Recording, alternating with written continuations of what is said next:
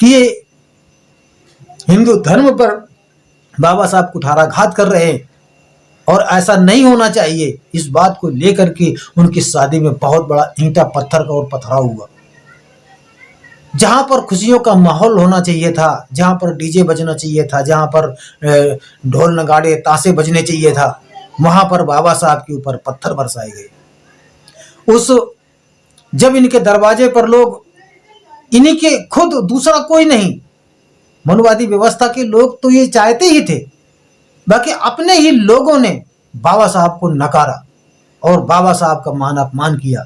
जिस समाज ने बाबा साहब को अपमान किया, बाबा साहब को गाली गलौज किया, उसी समाज के लिए डॉक्टर भीमराव अंबेडकर हमारे मसीहा ने किसी को ऊंचा नीचा नहीं समझा, सभी को समान अधिकार दे करके यहां से चले। जय भीम, नमो बुद्धाय। आप देख रहे हैं शतमार्ग रॉन्ग नंबर और शतमार्ग राइट नंबर भी। मेरे प्यारे बहुजन समाज के साथियों, आज हम बाबा साहब डॉक्टर भीमराव अंबेडकर के जीवन के कुछ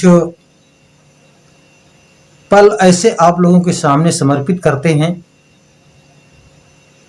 जिससे कि बाबा साहब डॉक्टर भीमराव अंबेडकर का जो जीवन है बड़ा ही संघर्ष और बड़ा ही दुख का गुजरा है। उन्होंने इस दलित, शोषित, वंचित समाज के लिए अपना सारा जीवन संघर्ष में गुजारा और उन्होंने कभी सुख नहीं देखा, उन्होंने कभी हंसा नहीं, उनके चेहरे से कभी हंसी नहीं आई। क्योंकि जब इस शोषित, दलित, वंचित समाज की ओर उनकी जब नजर जाती थी तब वो उनके आंख ही नहीं, उनका दिल भी रोता था। मेरे प्यारे साथियों, आज घोड़ी पर चढ़ने से लोगों की हत्या कर दी जाती है और मूछ रखाने से गोली मार दी जाती है। बहन बेटियां आज सुरक्षित नहीं हैं, ये हमारा पूरा भारत देश जान रहा है। ये आज की बात नहीं है, ये उन मनुवादियों के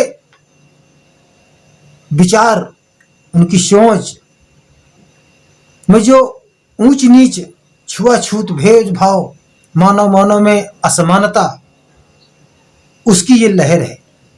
जब आज बाबा साहब डॉक्टर भीमराव अंबेडकर के द्वारा जो लिखित आज का जो संविधान है, आज जब उनका संविधान चल रहा है तब इतना हो रहा है, तो उस समय पर कितना ना होता होगा, ये सोचने का विषय है।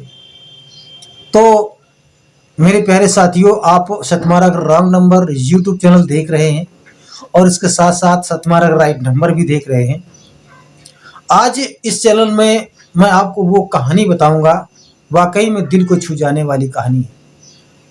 बाबा साहब डॉक्टर भीमराव अंबेडकर का जो जीवन संघर्ष था वो बड़ा ही दुखमय था, बड़ा ही कष्टमय था।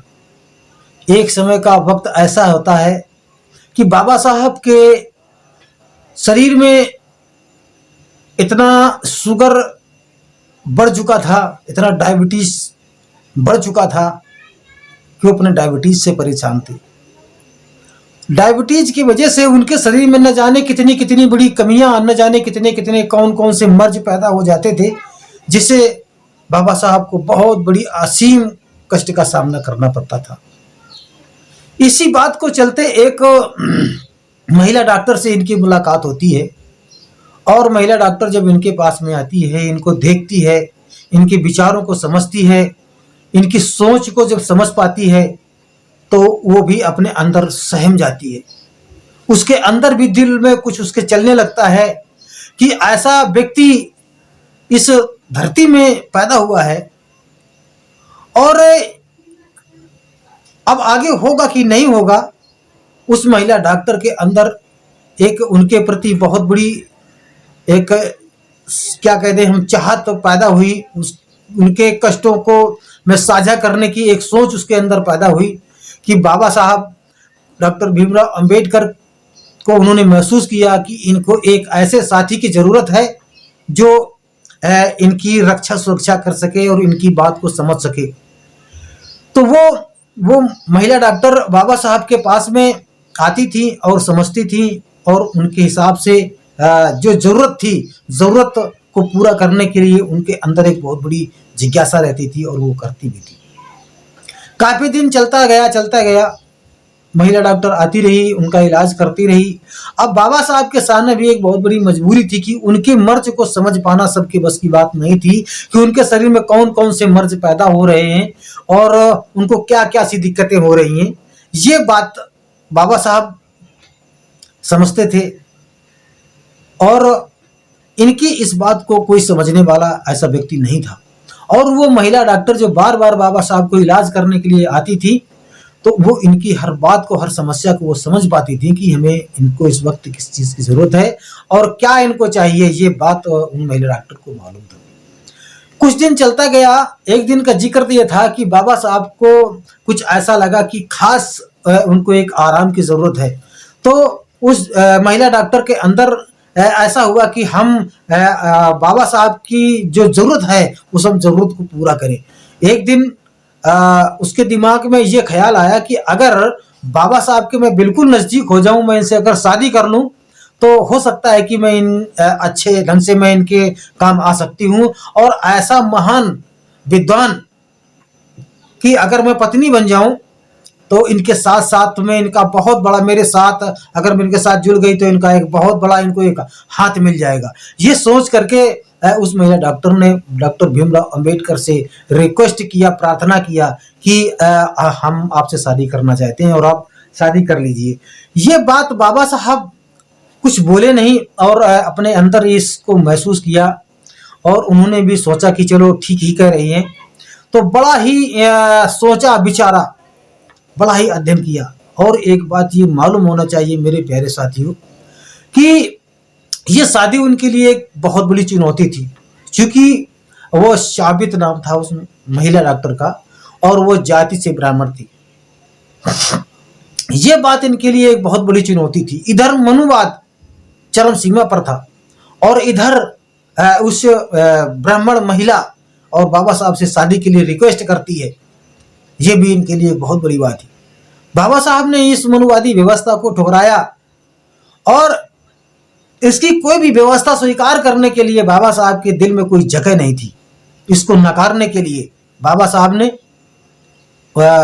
उसे साबित ब्राह्मण महिला से शादी करने का इन्होंने ठान लिया।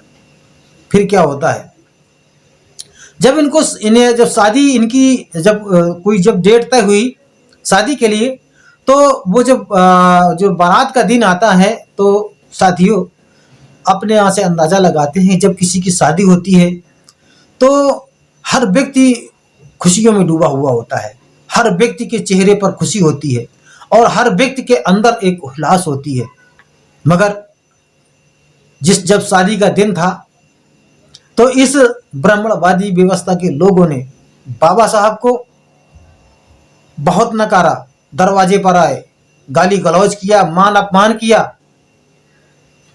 और इस शादी को के लिए उन्होंने, मनुवादी व्यवस्था के लोगों ने ये कहा कि ये हिंदू धर्म पर बाबा साहब कुठाराघात कर रहे हैं और ऐसा नहीं होना चाहिए। इस बात को लेकर के उनकी शादी में बहुत बड़ा ईंटा पत्थर का और पथराव हुआ।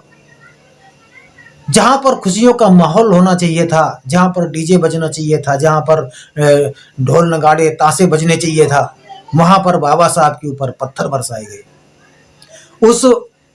जब इनके दरवाजे पर लोग, इन्हीं के खुद, दूसरा कोई नहीं, मनुवादी व्यवस्था के लोग तो ये चाहते ही थे, बाकी अपने ही लोगों ने बाबा साहब को नकारा और बाबा साहब का मान अपमान किया। जिस समाज ने बाबा साहब को अपमान किया, बाबा साहब को गाली गलौज किया, उसी समाज के लिए डॉक्टर भीमराव अंबेडकर हमारे मसीहा ने किसी को ऊंचा नीचा नहीं समझा, सभी को समान अधिकार दे करके यहाँ से चले गए। तो मेरे प्यारे साथियों, बाबा साहब डॉक्टर भीमराव अंबेडकर ने हमारी अपनी हर नारी के लिए उन्होंने एक बहुत बड़ी ताकत दिया। संविधान में उनके लिए एक बहुत बड़ी जगह बनाई ताकि जो दबी कुचली नारी थी, जो नारी गुलामी की शिकार थी, जो नारी गुलाम थी, सारी नारियों को उन्होंने आजाद कर दिया। कोई कह दे कि ये केवल दलितों के नेता थे या चमारों के नेता थे, बाबा साहब थे, ये सब कह देना इनके लिए किसी के लिए बिल्कुल गलत होगा। उन्होंने सभी समाज के लिए, हर जाति के लिए, हर धर्म के लिए, हर मजहब के लिए उन्होंने संविधान में एक जगह बना करके रखी है। इसलिए मेरे प्यारे साथियों, बाबा साहब डॉक्टर भीमराव अंबेडकर जी के संघर्षों को हमें कभी नहीं भूलना चाहिए, हमें उनकी बराबर याद करना चाहिए और उनके बनाए हुए संविधान के आधार पर हमें आगे अपना जीवन यापन करना चाहिए और अपने हक अधिकार की लड़ाई लड़ना चाहिए। मेरे प्यारे साथियों, ये कहानी आपको कैसी लगी? ये कोई कहानी नहीं है प्यारे साथियों, ये एक बहुत बड़ा उनके जीवन संघर्ष का एक अंश है जो मैं आप लोगों के सामने प्रस्तुत कर रहा हूँ। आपने जो ये मेरी बात को सुनी, इसके लिए बहुत बड़ा आपको आभार, धन्यवाद। जय भीम, नमो बुद्धाय। साथियों, ये वीडियो आपको कैसा लगा? आप इस वीडियो को लाइक जरूर करें, अगर अच्छा लगा तो साथियों तक जरूर पहुंचाएं और चैनल को सब्सक्राइब नहीं किया तो सब्सक्राइब कर लें। इसी के साथ में जय भीम,